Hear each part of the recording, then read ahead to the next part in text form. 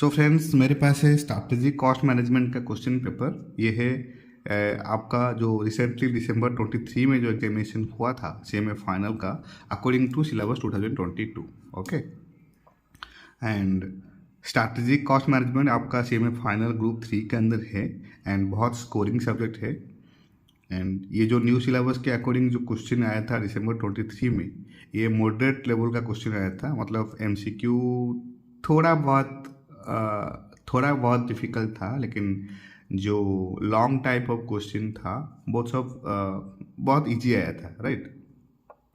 तो आज हम लोग सारे के सारे क्वेश्चन का क्या क्या सजेस्टेड आंसर्स होना चाहिए वो सब आज अच्छे से रिव्यू करेंगे, राइट। तो आज हम लोग सेक्शन ए से स्टार्ट करेंगे, जो कि है compulsory multiple choice question. Section A में 15 क्वेश्चन ही करना है। ईच क्वेश्चन का वेटेज है 2 marks, 15 into 2 that is 30 marks, right? And then section B में क्या करना है ना, 7 क्वेश्चंस दिया गया होगा और वहाँ पर 5 क्वेश्चन ही अटेंड करना है, राइट। तो 5 क्वेश्चन का ईच क्वेश्चन का वेटेज है 14 marks, 14 into 5 that is 70 marks. तो इतना ही सिर्फ section A and section B, 2 section में डिवाइड किया गया है। Section A is multiple choice question and section B है long type question. Long type के अंदर 5 क्वेश्चन ही अटेंड करना है and each question carries 14 marks. तो ऐसे ही लॉन्ग टाइप में एंड सबसे इम्पोर्टेंट बात यह है कि लॉन्ग टाइप के अंदर थ्योरी भी आता है, तो थ्योरी भी प्रैक्टिस करके जाना है, राइट। तो आज हम लोग डिस्कस करेंगे section A multiple choice question. तो यहाँ पर और एक इम्पोर्टेंट बात यह है कि अकॉर्डिंग टू न्यू सिलेबस, ये जो क्वेश्चन पेपर में मेंशन नहीं है कि जस्टिफिकेशन देना है, राइट। मल्टीपल चॉइस क्वेश्चन में जस्टिफिकेशन देना है, ऐसा कुछ मैंडेटरी नहीं है। मतलब क्वेश्चन के अंदर कहाँ पर भी मेंशन नहीं है, तो कैंडिडेट को सिर्फ ऑप्शन ही चूज करना है। Okay, so let's start with section A, which is very compulsory in nature and multiple choice question. Question number 1I, downtime due to defect in quality is an example of what? तो ये तो बहुत simple है, क्योंकि down time अगर होता है तो this is only because internal failure cost, this is only because internal failure cost, right. तो इसका राइट आंसर होना चाहिए option number A, that is internal failure cost. Then question number II, which one of the following important pillars of strategic cost management, which is describes the company's comparative position in the industry in terms of performance? Okay, तो इसमें कौन सा right option होगा? Option A cost drivers analysis, option B value chain analysis, then C strategic positioning analysis and D competitive value analysis. तो according to my point of view इसका right answer होना चाहिए strategic positioning analysis, strategic positioning analysis, right. ये हो जाएगा right answer. Now comes to question number 3I, जो कि practical type MCQ है। A production of zone limited has the capacity to produce either 4000 units of A or 3500 units of B or 5000 units of C. Only one product can be made in a production period. The contribution per unit of A, B and C are rupees 10, 11 and 8 respectively. Now, the opportunity cost of A will be how much? ये है question. तो this question is all about opportunity cost, right? तो यहाँ पर simply दिमाग लगा के कर सकते हैं हम लोग कि देखो यहाँ पर क्या लिखा गया है। A production of zone limited has the capacity to produce either 4000 units of A or 3500 units of B or 5000 units of B. Okay, so यहाँ पर अपॉर्चुनिटी कॉस्ट ऑफ ए क्या होगा? तो हमको पता है कि वो बोल रहा है कि the opportunity cost of A will B, मतलब ए का 4000 यूनिट्स ऑफ ए हो गया, तो बाकी 3500 बी का एंड 5000 यूनिट्स ऑफ सी। तो यहाँ पर हम लोग को पता है कि opportunity cost is the best next opportunity for gun. Okay, तो यहाँ पर बी का कितना यूनिट है? 3500 यूनिट्स। 3500 यूनिट्स इंटू कितना है? 11 contribution per unit. Contribution per unit, तो कंट्रीब्यूशन कितना हो गया? 3500 इंटू 11, 38,500, राइट। देन सी का कंट्रीब्यूशन, सी यूनिट्स कितना है? 5000 यूनिट्स। 5000 यूनिट्स इंटू कंट्रीब्यूशन पर यूनिट्स कितना है? 8, राइट, 8। तो ये हो जाएगा 40,000। क्लियर? तो यहाँ पर the opportunity cost of A will B next best opportunity for gun. तो यहाँ पर अगर 38,500 में मेरा काम हो रहा है तो मैं क्यों जाऊँ 40,000 के लिए, राइट? तो ऐसे ही opportunity cost of A will be 38,500, जो कि है option number B. Option number B 38,500, ये है opportunity cost, right?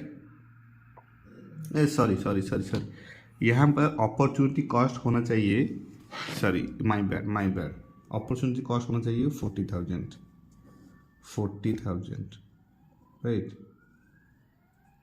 Opportunity cost is the next best opportunity for gun, तो ये हो जाएगा 40,000, जो कि है ऑप्शन नंबर, ये नहीं होगा, option number D is the right answer. Option number D is the right answer, my bad, right? तो 40,000 होगा राइट आंसर। तो opportunity cost of A will be 40,000। इसमें the next opportunity forgone is option number C, जो कि है 5,000 into 8, तो इसका होता है 40,000, तो ये हो जाएगा opportunity cost of A, that is 40,000, choice number D. Now comes to question number I भी, ये भी मल्टीपल चॉइस क्वेश्चन है। Robinson limited, a manufacturing company, has a break even point when sales are ₹10 lakh and fix cost of ₹4 lakh. To realize profit of ₹2 lakh from sales of 3 lakh, the selling price per unit will be how much? ये marginal costing का question है। A manufacturing company has a break-even point when sales are ₹10 lakh and fixed cost of ₹4 lakh. And again, to realize profit of ₹2 lakh from sales of ₹3 lakh unit, the selling price per unit will be how much? Right? तो बहुत easy है, थोड़ा सा tricky है लेकिन easy है। कैसे? कि हमको पता है at the point of break even sales is equal to cost, right? तो अगर ब्रेक इवन पॉइंट के केस में तो sales is equal to cost है कि नहीं, ये हमको पढ़ कर आए हैं हम लोग। तो यहाँ पर सेल है कितना? 10 लाख। तो अगर सेल है 10 लाख, कॉस्ट भी हो जाएगा 10 लाख ब्रेक इवन पॉइंट के केस में, राइट? तो यहाँ पर again given that fix cost is 4 lakh, तो अगर कॉस्ट है 10 लाख, फिक्स कॉस्ट है 4 लाख, तो 6 लाख हो जाएगा कंट्रीब्यूशन, है कि नहीं? 6 लाख हो जाएगा contribution. Again question given that to realize a profit of ₹2 lakh from sales of ₹3 lakh units, the selling price per unit will be how much? ये है गिवन, ये दिया गया है क्वेश्चन के अंदर। तो हमको पता है डिजायर्ड सेल्स का फॉर्मूला क्या है। डिजायर्ड सेल्स ना fixed cost plus profit divided by contribution per unit, right, fix cost plus profit divided by contribution per unit. तो ये हो जाएगा 4 lakh fix cost plus 2 lakh Dzire profit divided by contribution per unit. ये हो जाएगा is equal to कितना हो जाएगा 4 lakh plus 2 lakh 6 lakh contribution per unit is equal to 3 lakh. तो फिर कंट्रीब्यूशन पर यूनिट कितना हो जाएगा 6 lakh divided by 3 lakh is equal to 2 lakh, है कि नहीं। कंट्रीब्यूशन पर यूनिट आ गया 2 लाख। नाउ हमको पता है सेलिंग प्राइस से अगर वेरिएबल कॉस्ट को माइनस किया जाए तो कंट्रीब्यूशन पर यूनिट आ जाएगा, है कि नहीं। क्या है फॉर्मूला, सेलिंग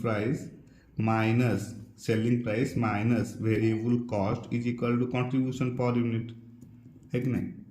तो ऐसे ही अगर सेलिंग प्राइस से वेरिएबल कॉस्ट को माइनस करते हैं तो कंट्रीब्यूशन पर यूनिट आता है।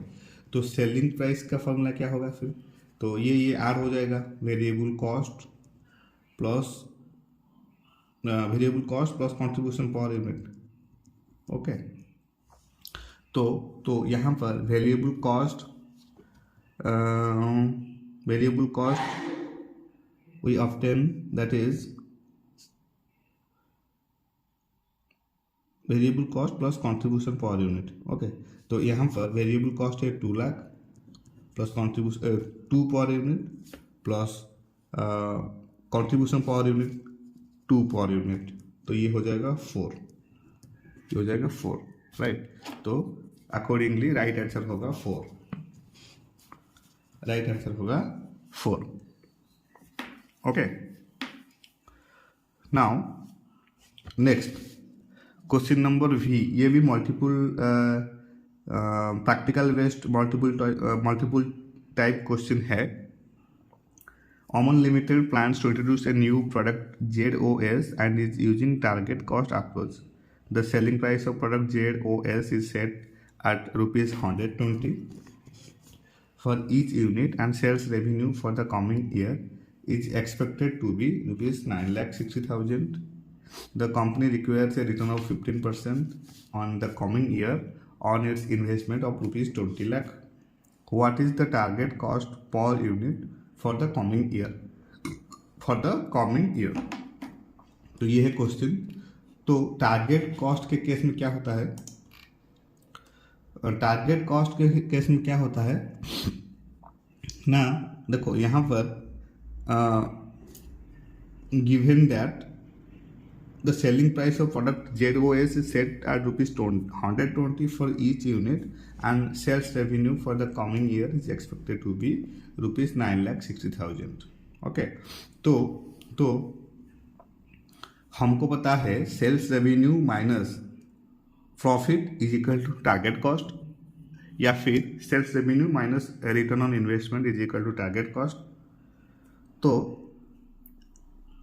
पहले हमको क्या करना है ना, ये बोल रहा है कि टारगेट कॉस्ट पर यूनिट, तो पर यूनिट कैलकुलेट करना है। ओके, तो पर यूनिट कैलकुलेट करने के लिए पहले हमको क्या करना है ना, सेल्स का पर यूनिट कैलकुलेट करना है। तो सेल्स का पर यूनिट कैसे कैलकुलेट करेंगे, सेल्स गिवन दैट 9,60,000, तो 9,60,000 divided by 120। The selling price of product ZOS is set at rupees 120 for each unit. तो इसलिए टोटल सेल से 120 यूनिट को डिवाइड करेंगे तो ये हो जाएगा 8,000 यूनिट्स, है कि नहीं।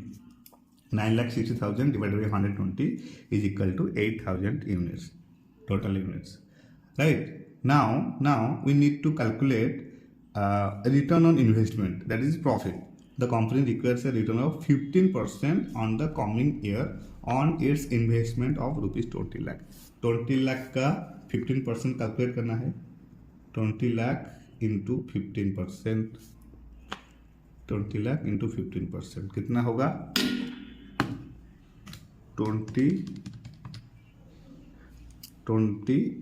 20 लाख इंटू 15%, ये हो जाएगा 3 लाख, राइट। तो 3 लाख हो गया आपका return on investment. Okay, now target cost, तो हमको सेल्स का यूनिट्स मिल गया और आरओआई भी मिल गया। और सेल्स टारगेट कॉस्ट का फॉर्मूला क्या है? टारगेट कॉस्ट का फॉर्मूला है sales revenue minus return on investment, right. तो सेल्स रेवेन्यू कितना है? 960 lakh minus return on investment कितना है? 3 लाख।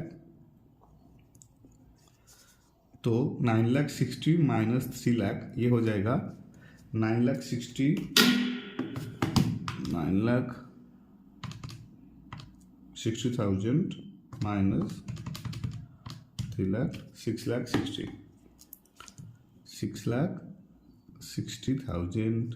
ओके, तो हमको अब क्या चाहिए? Target cost per unit. तो very simple, target cost per unit will be 6,60,000 divided by 8,000 unit. तो ये हो जाएगा 6,60,000 डिवाइडेड बाई 8,000 यूनिट्स, ये हो जाएगा 82.50 जो कि है आंसर। तो यहाँ पर राइट आंसर विल बी 82,050 जो कि है option number C. Option number C. Now comes to question number VI, right. Question number VI, तो VI ये theoretical क्वेश्चन है। The highest negative opportunity cost value in an unused cell of a transportation matrix is selected to improve the current solution because क्या होना चाहिए? Option given, option A it represents maximum possible cost reduction per unit, option B it ensures no violation of ream condition, option number C it represents per unit cost improvement, and option number D either one of the above। तो इसमें क्या है कि option B, C and D, option number B, C and D ये तीनों नहीं हो पाएगा। वो इसलिए यहां पर given that the highest negative opportunity, तो हाईएस्ट नेगेटिव अपॉर्चुनिटी कॉस्ट का मीनिंग तो ये हो गया कि it represents maximum possible cost reduction per unit. Okay, तो राइट आंसर होना चाहिए option number A, that is it represents maximum possible cost reduction per unit, है कि नहीं? Okay, now next question, question number VII, ये भी practical based multiple choice question है। RRS, a manufacturer of large windows, is experiencing a bottleneck in its plant.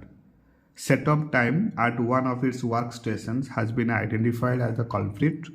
A manager has planned to reduce setup time at a cost of rupees 7,20,000. The change will result in 800 additional windows. Now the selling price per window is rupees 18,000, direct labour cost given 3 lakh, selling price है 18 lakh, direct labour cost है 3,000 पर window and the cost of direct material is rupees 7,000 पर window. Assume all units produced can be sold. The change will result in an increase in the throughput contribution of how much, right? तो ये है question, थोड़ा सा lengthy question है, लेकिन easy है, right. तो यहाँ पर देखो थ्रूपुट कंट्रीब्यूशन पर यूनिट कैसे कैलकुलेट करते हैं। तो यहाँ पर देखो selling price per window given 18,000, right? And direct labor cost given 3,000 for window, right? Direct labor cost given 3,000 for window and cost of direct material 7,000 पर window. तो throughput costing के अंदर हम सिर्फ सेलिंग प्राइस से क्या करना है ना, डायरेक्ट मटेरियल कॉस्ट को माइनस करना है in order to obtain throughput contribution per unit. सिर्फ डायरेक्ट मटेरियल कॉस्ट को सेलिंग प्राइस से माइनस करेंगे तो थ्रोपुट कंट्रीब्यूशन पर यूनिट आ जाएगा, राइट? तो 18,000 माइनस 7,000 ये हो जाएगा कितना, 18,000 माइनस 7,000 ये हो जाएगा 11,000. ये हो जाएगा throughput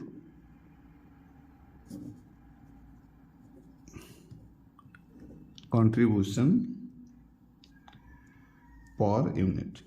Very simple, very simple. Now we obtain throughput contribution per unit. Now we can easily calculate throughput contribution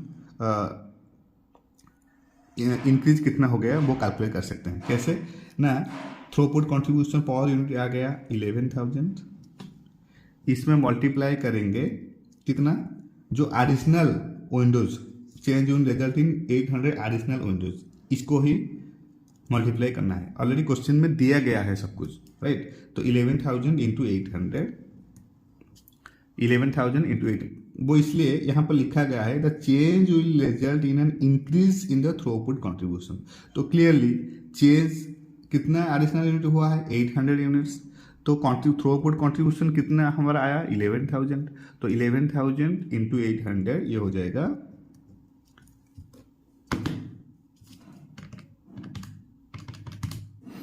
into 800, right? ये हो जाएगा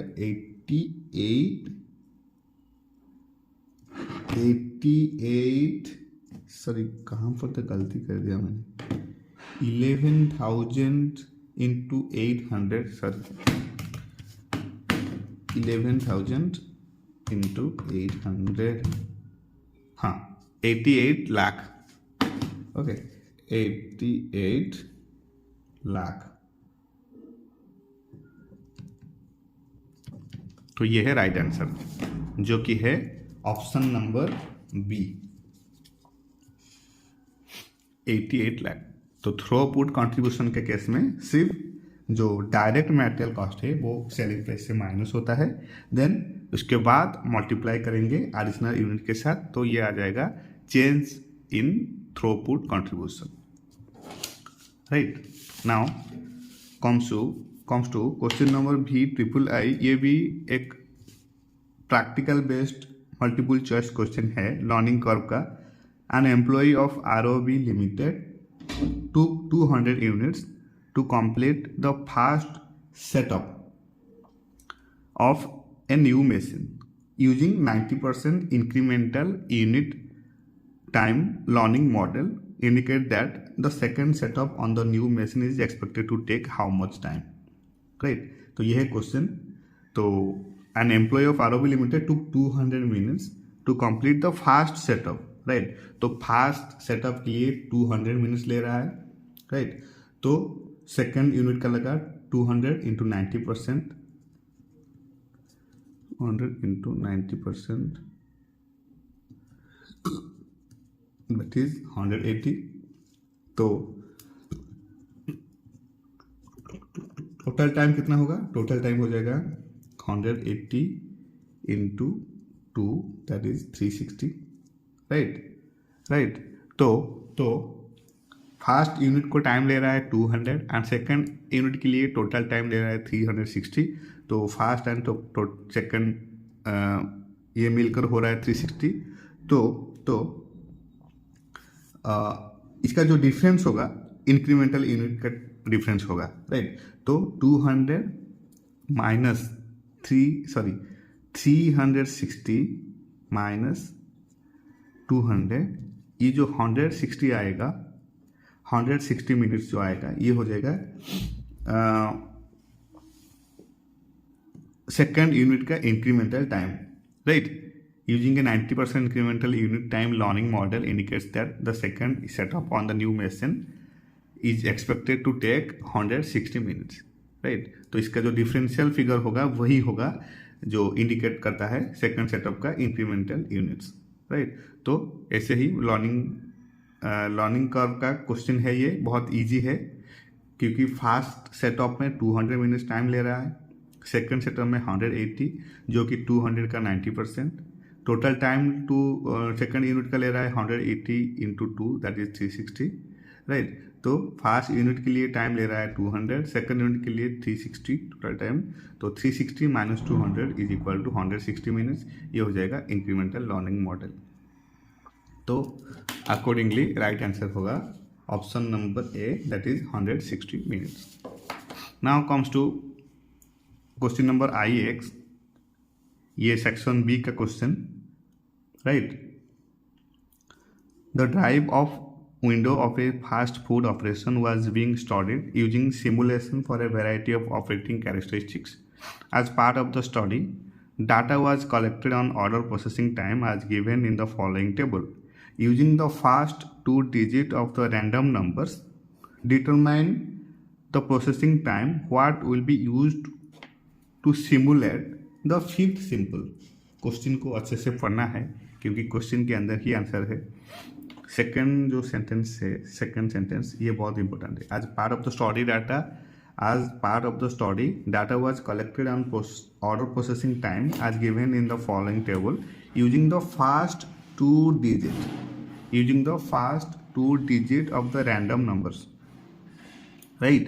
तो first 2 digit of the random numbers determine the processing time what will be used to simulate the fifth sample. तो fifth sample है ये, right. And again given that using the first 2 digit of the random numbers, right. तो random number ये सब random number है, ठीक है ना।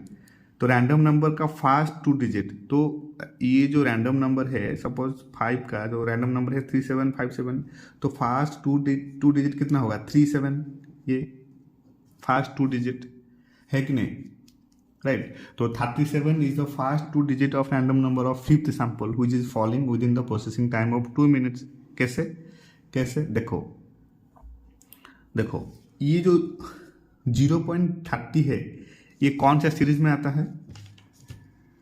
0.30 ये आता है 0 से लेकर 29 का सीरीज के तक, 29 के सीरीज के अंदर। एंड 0.45 ये इसको अगर ऐड कर देंगे 0.30 प्लस 0.45 की ये कितना हो जाएगा 0.75 है कि नहीं। तो 0.75 आएगा कौन सा सीरीज के अंदर आएगा ना 30 से लेकर 74 तक, है कि नहीं। 30 से लेकर 74 तक, राइट। तो यहाँ पर वो question given that fast as part of the processing time given the following table using the first 2 digit of the random number determine the processing time that will be used to simulate the fifth sample, right। तो fifth sample का जो 37 है ये आ रहा है 30 से लेकर 74 के तक, राइट। तो अकॉर्डिंगली इसका राइट आंसर जो होना चाहिए वो हो जाएगा ये 2 minutes, राइट। ये 2 minutes के सीरीज के अंदर आता है, इसलिए ये हो जाएगा राइट आंसर। तो क्वेश्चन को अच्छे से पढ़ना है, बहुत ट्रिकी है लेकिन इजी है, राइट। क्वेश्चन को समझना बहुत इंपॉर्टेंट है। तो इसका राइट आंसर होगा option number A that is 2 minutes। I hope ये क्वेश्चन जो आपका समझ में आया होगा। Then question number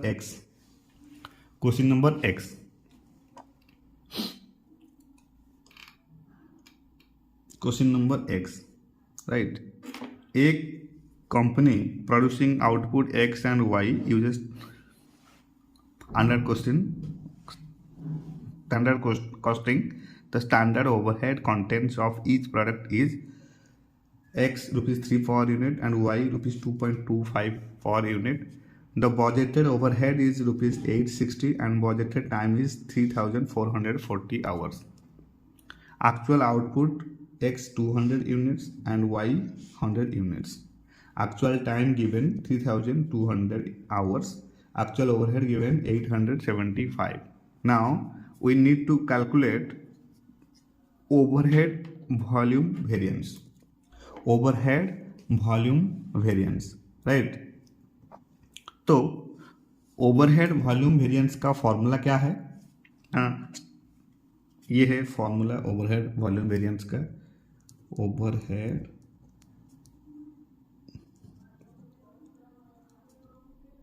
volume variance का फॉर्मूला है क्या ना,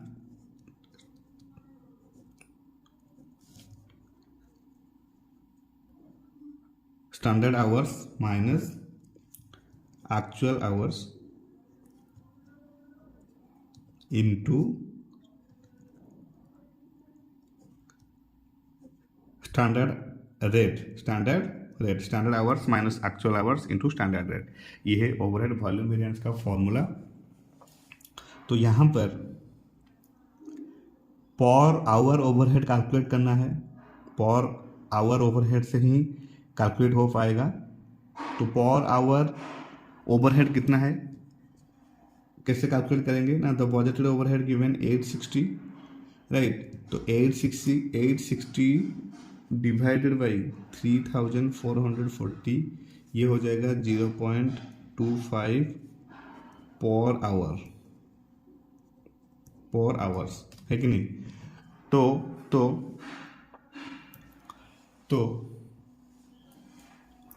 now standard hours for 1 unit. Standard hours for 1 unit calculate करना है. तो स्टैंडर्ड आवर्स फॉर 1 यूनिट कैसे कैलकुलेट करेंगे ना. हमको मिल गया कि 0.25 पर आवर्स आ गया. तो अब हमको कैलकुलेट करना है standard hours for unit, for 1 unit के लिए स्टैंडर्ड आवर्स कितना होना चाहिए for X and for Y. Okay, तो x का कितना है 3, तो 3 डिवाइडेड बाई 0.25. y कितना दिया गया है 2.25, तो 2.25 डिवाइडेड बाई 0.25, राइट. तो ये हो जाएगा 12 आवर्स फॉर ए, ये हो जाएगा 9 आवर्स फॉर बी, है कि नहीं. तो वॉल्यूम वेरिएंस अब हम लोग कैलकुलेट कर सकते हैं, क्योंकि वॉल्यूम वेरिएंस का फॉर्मूला क्या है, standard hours minus actual hours into standard rate. तो standard hours for A, now standard hours for A and standard hours for B, ये दोनों का कंसोलिडेटेड फिगर होगा वॉल्यूम वेरिएंस, राइट. तो standard A hours for A का कैसे calculate करेंगे ना. ए का कितना आया है 12 आया है, एंड सॉरी ए नहीं एक्स ये हो जाएगा वाई. तो एक्स का कितना आया है ना 12 आवर्स, वाई का आया है 9 आवर्स. तो एक्स का 12 इंटू एक्चुअल आउटपुट कितना है 200, राइट. तो ये हो जाएगा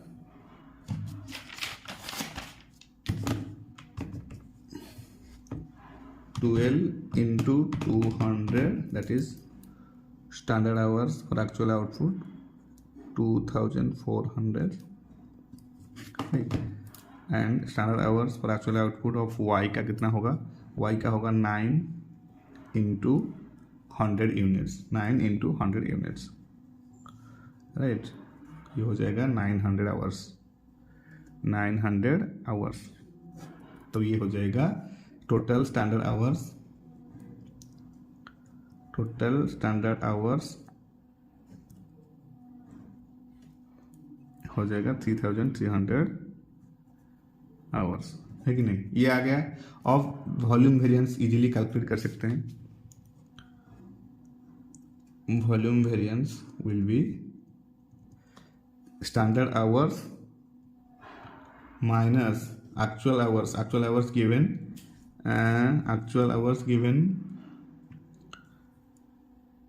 हाँ 3200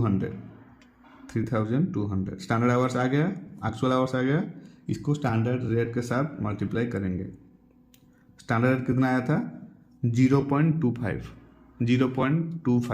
राइट, ये था स्टैंडर्ड रेट,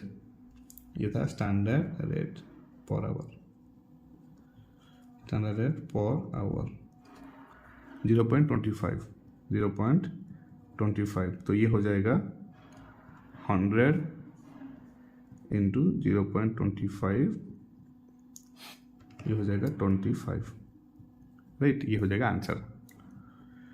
बहुत ट्रिकी है, कॉन्सेप्चुअल क्लैरिटी होना चाहिए, तो फिर हम लोग इस क्वेश्चन को सॉल्व कर सकते हैं राइट। तो इसका राइट आंसर होना चाहिए option number C, that is 25F favourable. यह है क्वेश्चन नंबर एक्स का सॉल्यूशन। थोड़ा सा ट्रिकी था, लेकिन कॉन्सेप्चुअल क्लैरिटी होना चाहिए, हो सकता है right. Now move on to the next question.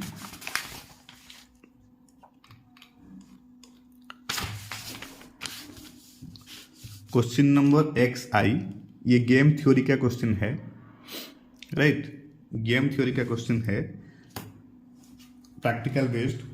The value of the game of player A and player B given, B1 B2 given right, so fill in the above.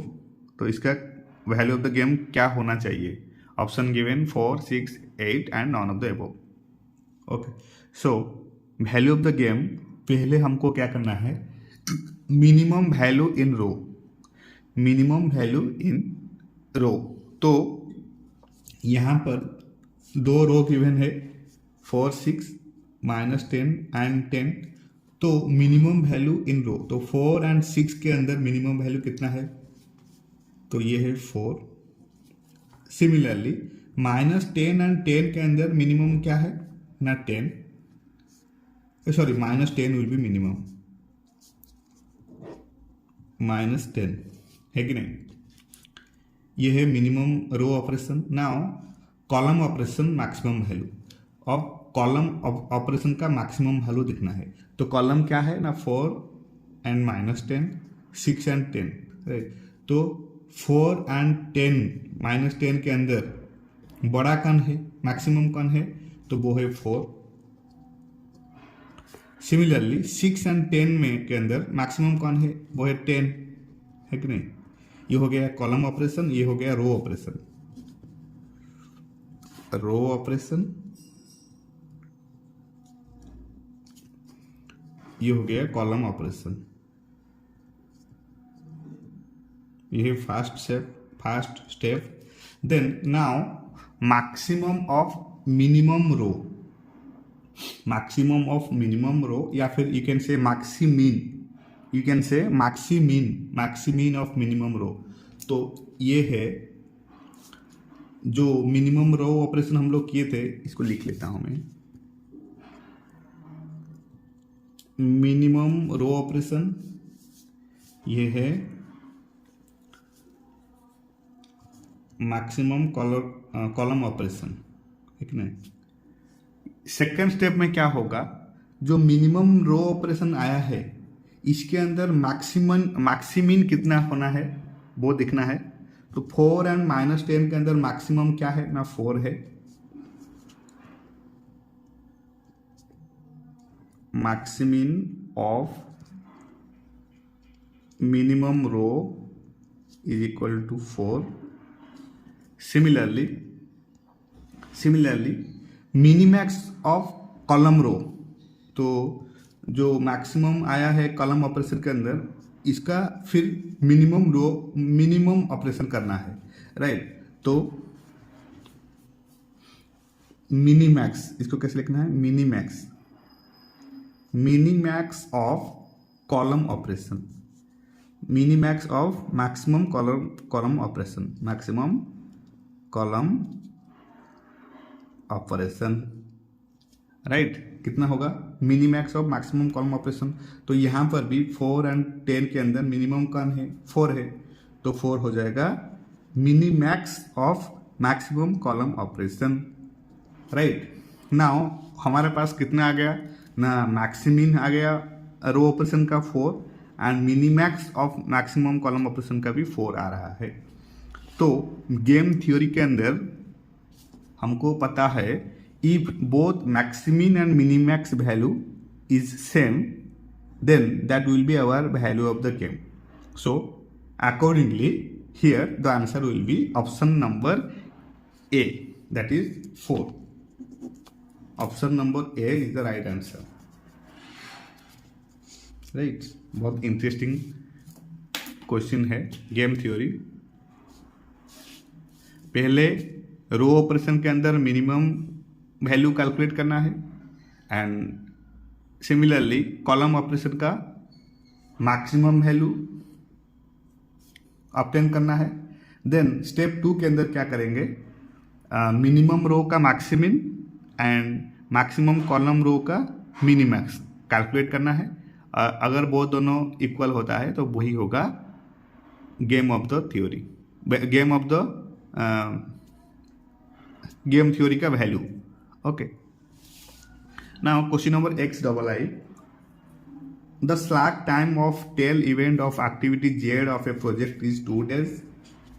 If the total float and free float of the activity Z are 10 days and 7 days respectively, the independent float of activity Z will be how much? Will be how much, right? तो यहाँ पर ये भी बहुत easy question है। Simply हमको trick follow करना है। यहाँ पर क्वेश्चन के अंदर given that total float given कितना 10 और यहाँ पर free float given 7, free float given 7 है कि नहीं। नाउ इंडिपेंडेंट फ्लोट हमको कैलकुलेट करना है, independent float of activity Z. तो independent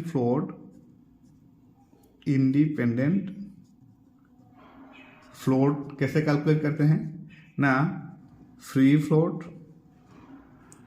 minus tail event of slack time.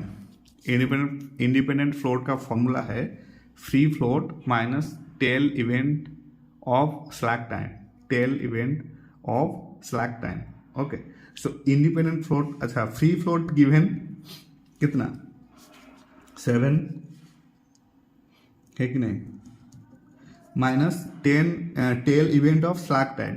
तो tail event of slack time given the slack time of tail event of activity Z of a project is 2 days। तो 2 को minus करेंगे तो ये आ जाएगा 5 जो कि है आंसर, 5 जो कि है आंसर, राइट। तो अकॉर्डिंगली राइट आंसर होना चाहिए option number A, that is 5 days। Independent float का फॉर्मूला है फ्री फ्लोट से tail event of slack time को माइनस करेंगे तो ये आ जाएगा इंडिपेंडेंट फ्लोट, राइट। तो accordingly answer will be 5 days। Now question number XIII. Which one of the following has no relation to business intelligence? Business intelligence के साथ कौन सा ये जो सेंटेंस है वो मैच नहीं कर रहा है? Has no relation to business intelligence. Option A, given that a set of business analytics solutions to retrieve, analyze and expedite data into useful business sites, या फिर visualization tools are primarily BI tools, या फिर ABS glue is a tool used for the purpose of business intelligence, या फिर embedded analytics is an important part of any business intelligence tool. तो यहाँ पर ये सब जो option A, B and D ये सब बिजनेस इंटेलिजेंस के साथ मैच कर रहा है, एक्सेप्ट ये वाला option number C. Option number C जो कि है ABS glue is a tool use for purpose of business, ये मैच नहीं कर रहा है, राइट। सो ये हो जाएगा right option. Then XIV, which of the following is the financial analytics tools? Financial analytics tools, तो यहाँ पर क्या होना चाहिए राइट आंसर? हाइपर आना, जेडक्स, नेट सुइट या फिर ऑल ऑफ द एबव। तो देखो, अगर ये एक ट्रिक है, अगर कोई बच्चे लोग कोई अगर पढ़कर भी नहीं गया होगा तो ये एक मतलब फनी ट्रिक है। तो अगर डाउट के केस में हम लोग all of the above choose कर सकते हैं, all of the above choose, ये एक ट्रिक है। इसका मतलब ये नहीं कि जहाँ पर सबके जगह ऑल ऑफ द एबव कर देंगे, जहाँ पर डाउट होगा तो वहाँ पर ऑप्शन डी चूज कर सकते हैं। तो यहाँ पर भी राइट आंसर है option number D, that is all of the above. तो फिनेंशियल एनालिटिक टूल्स ये सब यूज करके फिनेंशियल एनालिसिस कर सकते हैं, हाइपराना, जेरॉक्स एंड नेटसुइट। तो इसलिए राइट आंसर होगा option number D, all of the above, all of the above, right. Now question number x भी, which of the following is not a part of qualitative type of forecasting technique? इसमें कौन सा जो है जो कि qualitative type नहीं है फोरकास्टिंग टेक्निक का? Option A given survey technique, option B given barometric technique, option C given exponential smoothing and option D Delphi technique, right. तो यहाँ पर जो राइट आंसर है वो होना चाहिए option number C, exponential smoothing. Exponential smoothing is not a part of qualitative type of forecasting technique, right? तो ये हो जाएगा राइट आंसर। तो ऐसे ही हम लोग जितने भी सारे MCQ टाइप है वो सब डिस्कस कर लिए, राइट। एंड इसके नेक्स्ट वीडियो के अंदर हम लोग सेक्शन बी का जितने भी सारे लॉन्ग टाइप क्वेश्चन है वो सब डिस्कस करेंगे, right. So for now, this is all about strategic cost management part A suggested answers. And thank you so much for your time. Thank you so much for your support and happy studying.